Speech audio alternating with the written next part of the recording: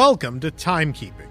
This show will attempt to chronicle year-by-year changes to the Walt Disney World Resort, from the exciting new ride openings to the minutia of a store changing names. Join us as we count down to the 50th anniversary of the vacation kingdom of the world. Walt Disney World's 25th anniversary celebration began in 1996, but the festivities would continue throughout all of 1997. This would serve as a placeholder until Disney's Animal Kingdom theme park would open the next year, but there was still much to do beforehand to prepare for what were assumed to be large incoming crowds.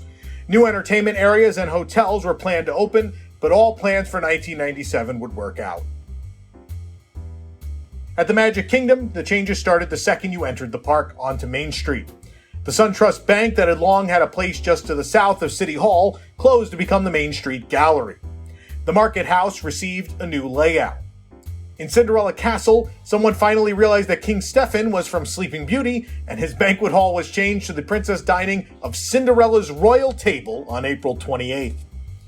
Moving to Adventureland, the Tropical Serenade, otherwise known as the Enchanted Tiki Room, would close forever on September 1st to give way to a new show the next year.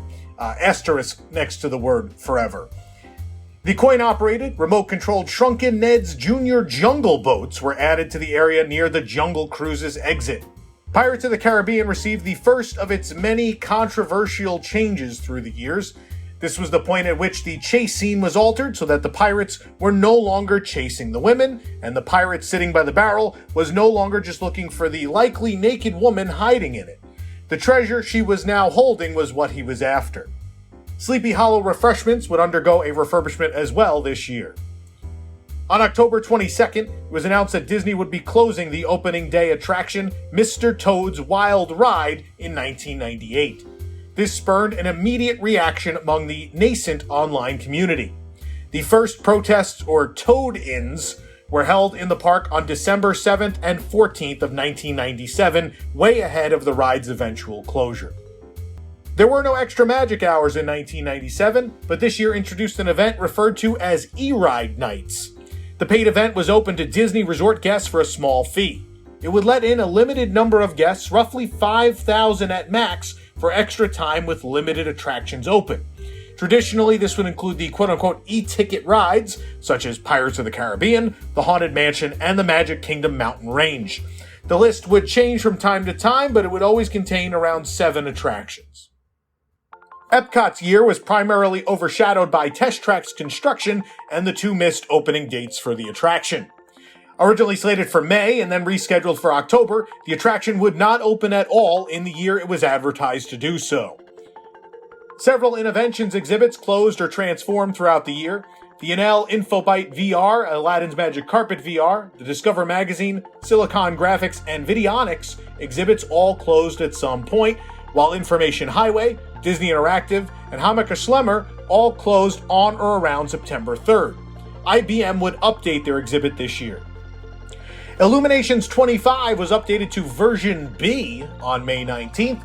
This kept the 25th anniversary theme, but changed much of the music back to the classical pieces that had been a staple of Illumination shows up until this point. It still opened with Remember the Magic and the Illuminations fanfare, but again, that classical music had returned to the show. At the Disney MGM Studios, the Monster Sound Show would close to become the one Saturday morning sound show on July 1st. The new show was still a sound effects demonstration, but focused on ABC Network's newly launched One Saturday Morning cartoon block, and in particular, 101 Dalmatians the series.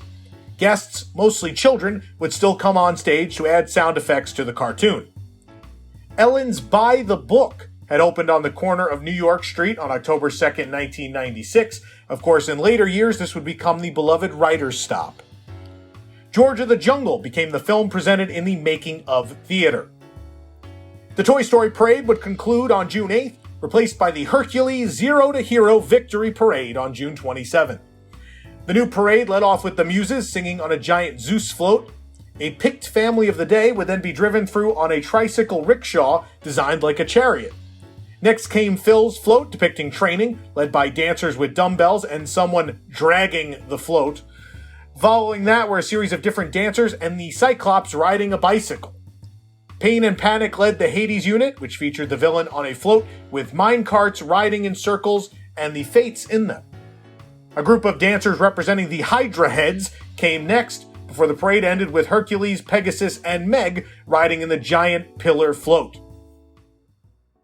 The Polynesian resort saw additional longhouse refurbishments, with Tonga, Bora Bora, Maori, and Moorea getting updated rooms and paint jobs.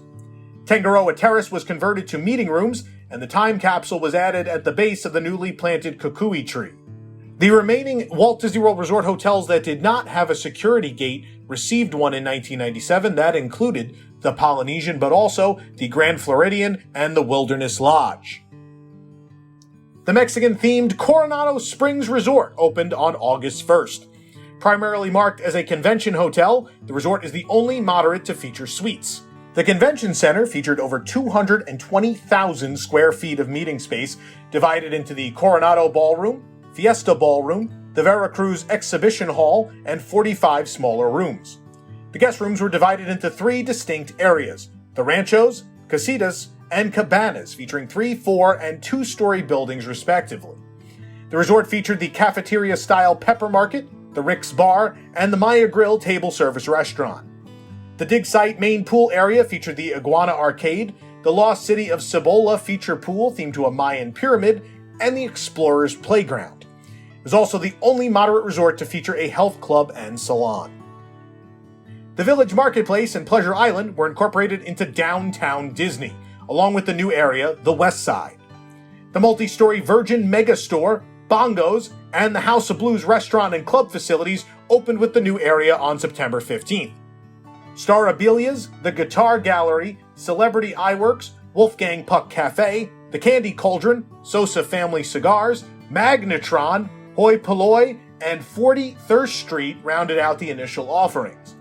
The AMC movie theater was expanded to 24 screens and rebranded as part of the West Side as opposed to Pleasure Island, as was Planet Hollywood. All-Star Gear and Wild Horse Store all opened later in the year. Over at Pleasure Island, the fireworks factory would close. In the marketplace, the Lego store opened on October 6th, Ghirardelli's Soda Fountain and Chocolate Shop opened on December 15th, and the McDonald's location at the marketplace opened around December as well. On the recreation front, the Richard Petty Experience opened to guests on February 7th. The experience at the Walt Disney World Speedway allowed guests to drive or be driven around the track in a NASCAR-style car at high speeds. On March 27th, Disney's Wide World of Sports complex opened. In addition to hosting all levels of athletic competitions, including the Harlem Globetrotters and the Atlanta Braves spring training, it also played host to the NFL Experience and an all-star cafe. 1997 served as a preparation year for what was to come in 1998. What was supposed to be the crown jewel of the year, Epcot's new e-ticket attraction, was put off again and again. The West Side and Coronado Springs served mainly as an expansion to get ready for Walt Disney World's 4th theme park model, and these steps would serve to prepare the resort not just for the new park, but for other new ticket venues as well. Well, time flies. Enjoying your jump from time to time with us? Well, please hit that like button and subscribe to support this show and others. You can also join the WDWNT Inner Globe Society for exclusive content at patreon.com/WDWNT. If you'd like to celebrate the 50th anniversary of the Walt Disney World Resort with us, you can join us for the Golden Jamboree here in the Orlando area. Tickets and information at goldenjamboree.com. If you're looking for the perfect gear for your next visit, you can shop apparel, accessories, and more at carouselofproducts.com. We'll see you real soon here on Timekeeping.